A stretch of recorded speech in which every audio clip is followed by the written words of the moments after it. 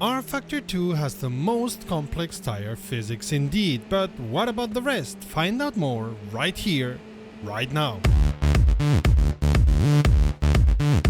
Greetings Rommies and welcome to romrom.net, the channel sharing the joy of sim racing, and to a regular review of sims, racing games and whatever could interest you. Welcome to the channel. Thanks for stopping by. My name is Serta and I will be your host for this video. Many things have changed since our 2021 video, and not all for the better, but we'll come back later to those. This is the state right now of rFactor 2.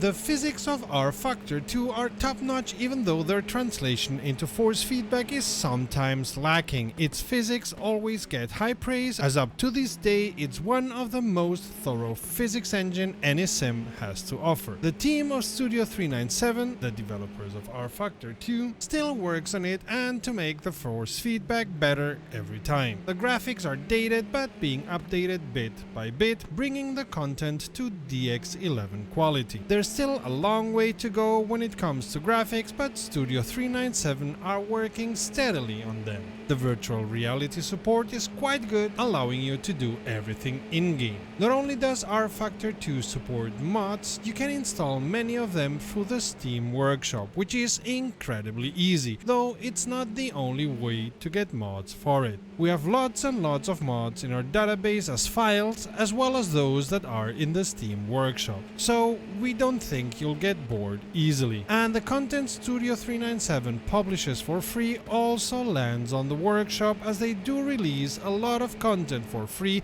and update it even after its release. Work on rFactor 2 is ongoing, and while last year it saw an update every month, in theory the devs have moved to a quarterly release schedule.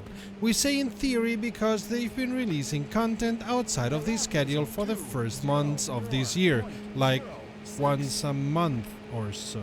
The development work happens in many parts of the sim. We talked about the physics already. New tracks and cars get added regularly, either as DLC or for free in the workshop, and also new functionalities like the recent adding of weight jacking for the official IndyCar 2021 DLC. And of course, one of the biggest changes was the complete update of the user interface, which now looks better and is, in our opinion, exceedingly easier to use. While parts of it, especially the loading of a track, are still slow, they are working on making everything faster and smoother. This was one of the first sims that allowed you to do endurance races, has different and dynamic weather conditions, day-night cycle, and a system for driver swaps. It has been used for many years in international endurance sim racing series with all types of cars, and may very well be the basis for a future Le Mans series, as the new owners of rFactor 2 Motorsport Games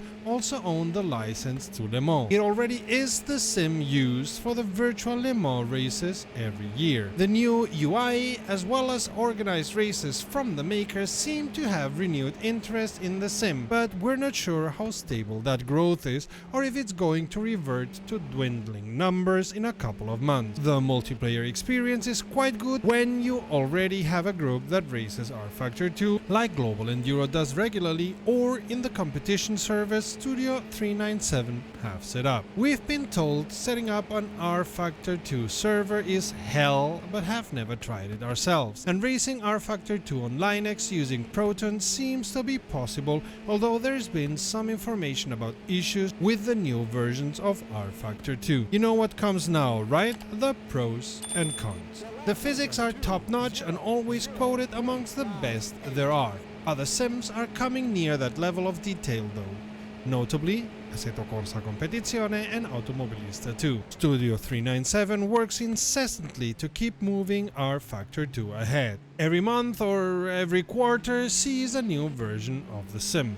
Oval tracks, classic tracks, fictional tracks, stock cars, open wheelers, fantasy cars, GTs, there is almost nothing there isn't there with regards to mods. While the amount of mods doesn't reach Assetto Corsa by far, it's still an impressive amount that will keep you racing almost everywhere with almost everything. The support for VR is good and the frame drop from flat to VR very small. Immersion is good and racing VR on rFactor is tons of fun. The multiplayer experience, especially if you're already part of a community that races with rFactor 2, is incredibly easy. We'd say the easiest there is, and the overall experience is very good. We've had lots of fun racing against others with this sim. It's very easy to race endurance, and you can have diverse weather that has a clear impact on your race. You never get a second chance to make a first impression, and while Studio 397 ignored this for a very long time, they've wised up to it. We found the new UI to be easy to use, leading to a great user experience and letting us get to the page we wanted in the UI with ease. Last year the UI was a con, this year it has become a pro. Good for us. You can buy some of the cars on their own, some only come in packs, same goes for tracks. The prices are all over the place, with packs sometimes costing less than a single track or car, sometimes not. And they are not official Steam DLCs for some reason, so you can never be sure you have them or not until you go into the detailed information of the DLC.